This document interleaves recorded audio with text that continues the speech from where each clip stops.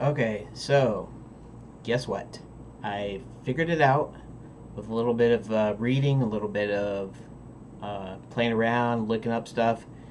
I figured out what the problem was. I didn't wholly figure it out myself, but I figured it out. I figured I might as well make this extra special extra video here that I'm going to upload and for tomorrow, which is for you is today, whatever. It's Tuesday, so for Wednesday. So you can just see how it ended, so that on uh, on uh, on Thursday's video, we can start fresh with something else or whatever. Okay, so somebody mentioned that somebody mentioned that uh, he skipped the part about the collision shape, and at first I was kind of like, well, why do you need that? Because the uh, the navigation mesh doesn't need it. That's kind of the point of that. But uh, in order to be able to click somewhere, to pick a position on your world or on your space, you need a collision shape of some sort.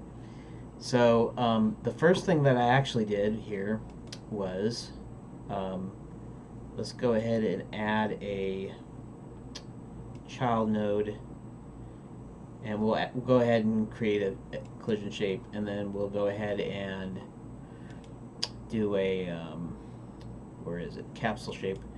Okay, and then we'll go ahead and transform, since we did this with the actual player himself. Transform that to 90 on the X. Okay, and let's see here. Let's move that up.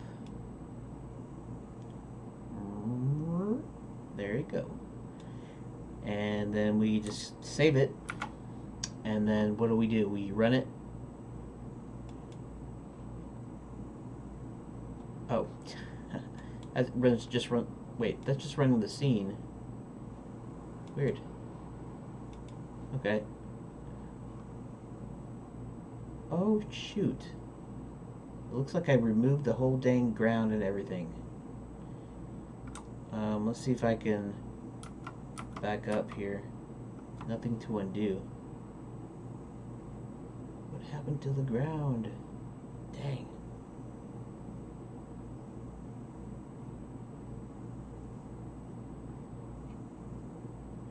Okay, so I accidentally deleted a. Here, let's see if we can. I don't want to do it as a scene though. I'd rather do it as a.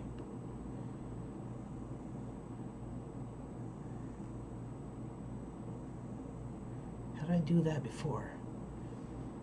Dang it. Nothing to undo. Man. I duplicated it. Actually, I can probably duplicate it. This is just a nav mesh, if I'm right? Or this is just a mesh instance, not a nav mesh. So let's actually see if I can duplicate that. And let's drag it to the scene root. And let's call this, we'll do that, and we'll call this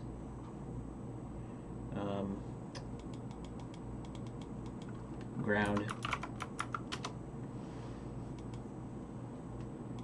Double dang. Okay, I'm gonna go ahead and add a material to it. Let's add a spatial material. Let's go ahead and go to albedo. Let's pick a color. Let's pick, that.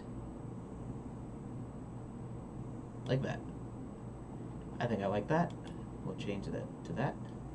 We will say Control S, and we will go ahead and view it. See if it's there. It is there, which is fine. And now, okay, so now we have a ground mesh, but now, okay, so now here, let's do this. That's what I was gonna do. Okay, so see, nothing's still happening, right? But if I do this, something is happening. Okay, why is it doing that? That's because I got a dang stupid collision mesh on the player, and it doesn't need to be there. So let's go ahead and take the collision shape. Actually, I don't need to do that because I might use this. I don't know if we'll use this or not. But what we need to do here now is add. We actually need to add, first we need to add a new child node, and it needs to be a static body, which I have here because I just done it just before, and then I deleted it so I could show you how to do it. Now, okay, and this says no shape, can't collide or interact or anything. But I'm going to go ahead and make this a child, a child of the static body. But it still has this up because it doesn't have a collision dealing. So now we're going to add add child node collision shape, create. Now it says shape must be provided, create a shape resource for it. And here they have a plane shape, and then they said not to use it because it's going to be deprecated, I guess. I guess it gives them problems. But we can do the same thing with the box shape. We can create a new box, deal. And what we can do is we can expand this out to there a little bit, and it doesn't really need to be anything. In fact, it doesn't even need a ground to do it, but that's okay. And now let's go ahead and shrink this. Yeah, let's go ahead and shrink this.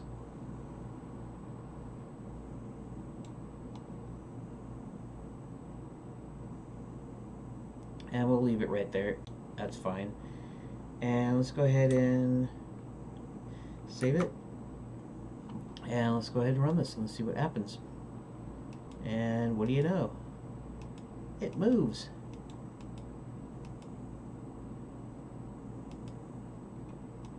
This is really cool to me.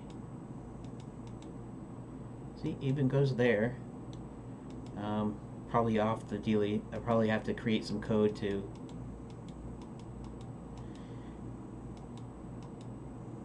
and check that out.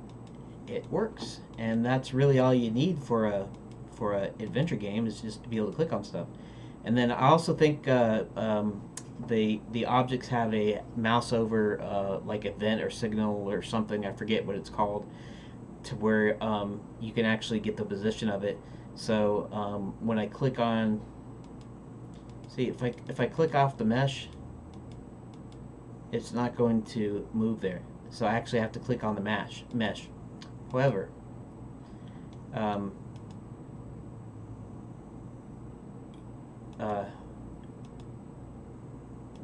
see, this is actually technically off the mesh, so I have to actually go here. You know, if these were objects that, if I wanted it to move to these objects, I'd have to create maybe a collision shape, or maybe a, you know, it might be individual collision shapes for those, maybe, possibly. And then I just get the position of them, and then kind of do what they did with the floor, basically. And actually, simpler than the floor, because the floor actually requires a ray cast to hit the floor to tell it where you clicked. So when I do it with objects, if I have walls, or if I have like a picture on a wall and I click on the picture, I should be able to move the character over there.